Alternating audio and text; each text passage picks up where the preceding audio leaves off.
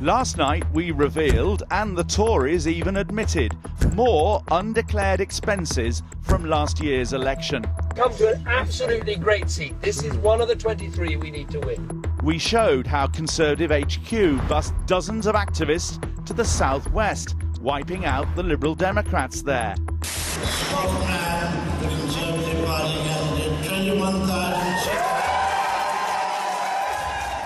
Conservative headquarters says that Battlebus was part of a national campaign and therefore should go onto their national expenses, that it was to promote the party as a whole, not individual candidates in the constituencies. But we found evidence which would seem to contradict those claims.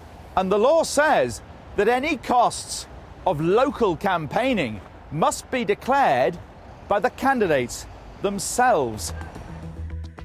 In recent weeks, we've also exposed tens of thousands of pounds of Tory expenses which seem not to have been properly declared in 3 by-elections in 2014 and in South Thanet last year in the general election.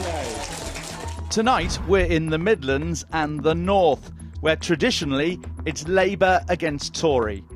Here, 3 more battle buses visited 20 marginal seats over a 10-day period, and the Tories won 17 of them. Tonight, we reveal tens of thousands more of election expenses, including hotel costs in Tamworth and Bolton, which we can't find declared anywhere. While the battle bus we featured last night went to the southwest, other buses toured the Midlands and North. The Midlands were crucial. The Tories had to hold several constituencies here to have any chance of winning the election. The Midlands battle bus visited 10 seats in the final 10 days. Here again we have found evidence of volunteers campaigning for specific candidates. And the Tories admit Battlebus costs were not listed on the local spending returns at the time. Here in the constituency of Amber Valley in Derbyshire, the Conservative MP was defending a majority of just over 500 votes, making it one of the most marginal seats in the whole country. And the Conservative Battlebus came here on Saturday the 2nd of May, just 5 days before polling.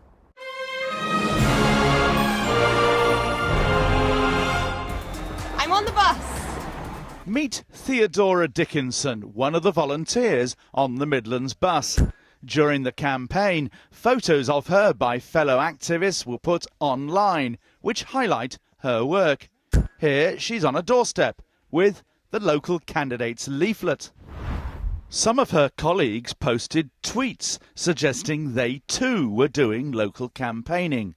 One activist wrote, 1,300 voters talked to on the doorstep in Amber Valley today, for Nigel Mills. Another wrote, nice homes in the beautiful Amber Valley.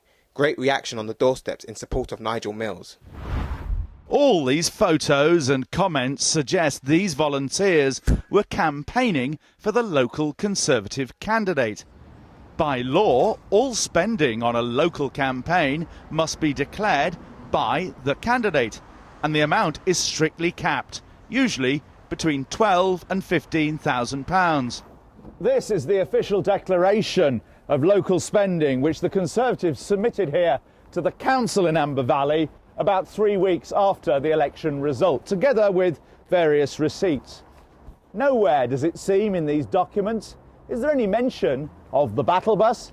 Nowhere does it seem is there any mention of that hotel in Tamworth, the Travelodge, where all the activists stayed.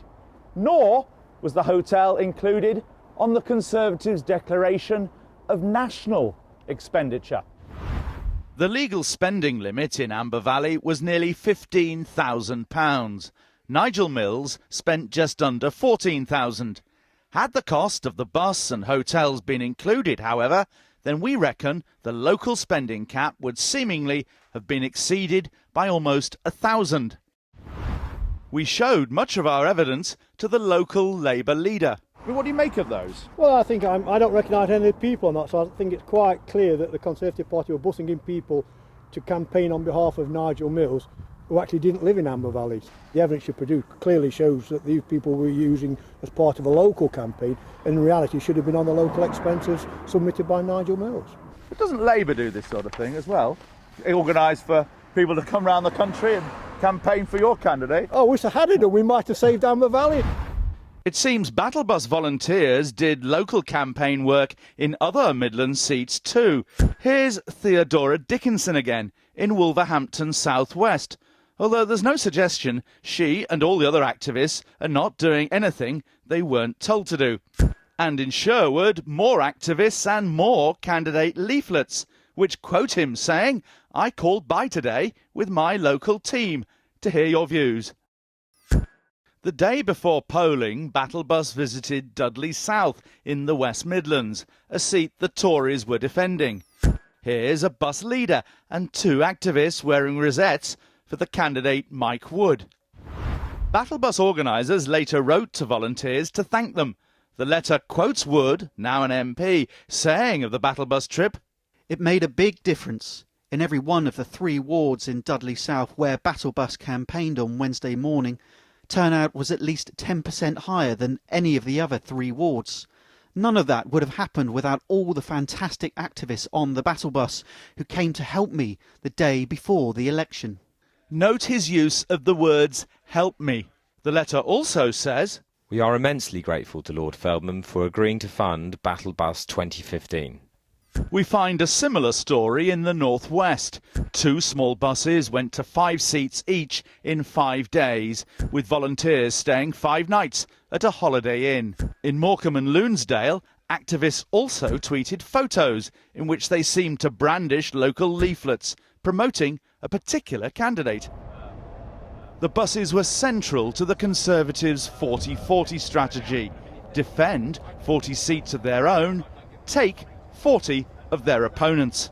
The Conservative Party has been losing members for decades now. By the time of the 2015 election, probably it had around 150,000 members, but our research shows that probably only about 5 to 10% of those actually do any work for the party between elections. A few more at elections, but that's really not enough for the boots on the ground that you need to actually do the voter identification and getting people out to vote. And that's why Battlebus was so important. Once more, the costs of the buses and hotels for volunteers weren't declared in any local spending returns. In these 2 regions, the party spent £24,000 on buses and £23,000 on accommodation. By our reckoning, if these sums were split across all 20 constituencies Battlebus visited, it would have added more than £2,000 in costs to each seat. That means 16 seats could have exceeded the spending cap. The rules on election spending exist to ensure a level playing field between parties. But the candidates in the seats Battlebus visited have all told us their spending kept within the law. Tory HQ says Battlebus was all national campaigning. But was it? We've obtained these emails and other documents prepared by Conservative Central Office, which seem to show that Battlebus volunteers were helped to fight for local candidates as well as the National Party. Just before the Battlebuses set off for the marginal seats, Paul Abbott, the Chief of Staff to the then co-chairman Grant Shapps, sent out detailed emails with specific information about each seat. For example, volunteers were told that in Broxtowe, the local Tory MP Anna Soubry had secured compensation for local voters affected by a tram route. And in Cannock Chase, they were told that the candidate was fighting to secure the return of the number 32 bus route. Today, David Cameron responded. He said his party had made an error on its expenses, which they'll rectify with the Electoral Commission. The Tories won't say, though, if that error also includes the huge extra costs we've previously identified in South Thanet and the 3 by-elections. And was it really error or deliberate? The Electoral Commission has much to investigate. And maybe the police too.